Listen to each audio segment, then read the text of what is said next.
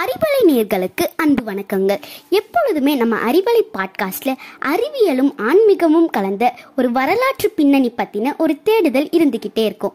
அதே போல இன்னைக்கு செக்மெண்ட்ல நம்ம பார்க்க போறது தனுஷ்கோடியில இருக்க ராமர் பாலம். நான் உங்கள் சாத்விகா சரவணன், பாரதி அகாடமி. நம்ம எல்லோரும் கேள்விப்பட்ட ஒரு இடம் அப்படின்னா இந்த ராமர் பாலம். இந்த ராமர் பாலம் பத்தின நிறைய கட்டுக்கதைகள் மக்கள் மத்தியில இருக்கு.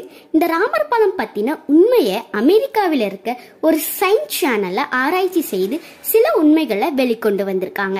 அது பத்தின பயணத்துக்குள்ள வாங்க போவோம்.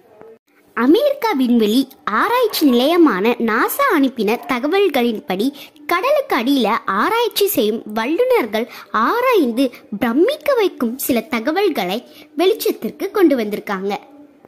இந்தியாவில் இருக்க தனுஷ்கோடிக்கும் இலங்கையில் இருக்க தலைமன்னாருக்கும் இடையே உள்ள பாலத்தின் மீதான மணல் மேடுகள் 4000 வருஷத்துக்கு முன்னாடி உருவானதாகவும் அதன் மேல் உள்ள ஒரே மாதிரியான கற்கள் 7000 வருஷத்துக்கு பழமையானதாகவும் கண்டுபிடிச்சிருக்காங்க. அதாவது அங்குள்ள மணலுக்கும் அதன் மீதுள்ள பாறைகளுக்கும் எந்த சம்பந்தமும் இல்லைன்னு, அந்த பாறைகள் எல்லாமே தொலைதூரத்தில் வேற எங்கிருந்தோ கொண்டு வரப்பட்டதுன்னு சொல்லியிருக்காங்க. பாரதிதாசன் பல்கலைக்கழகத்தில் இருக்க சென்டர் ஆஃப் ரிமோட் சென்சிங் மையம் சில ஆண்டுகளுக்கு முன்னாடி ஆய்வு செய்து வெளியிட்ட தகவல்களுடன் ஒத்துப்போகிறது என்றும் கண்டுபிடிச்சிருக்காங்க.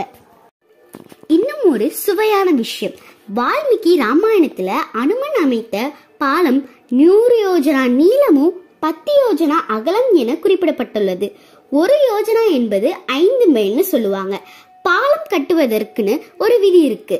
அந்த விதிப்படி ராமர் பாலம் 30 யோஜனா மைல் நீளமும் 3 மைல் அகலமும் இருக்கிறது என கண்டுபிடிச்சிருக்காங்க.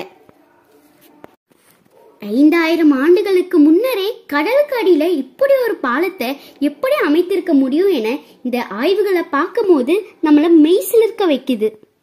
இன்றளவும் கூட ராமேஸ்வர கடல் பகுதியில சில கற்கள் மிதந்து வரத பார்க்க முடியுது.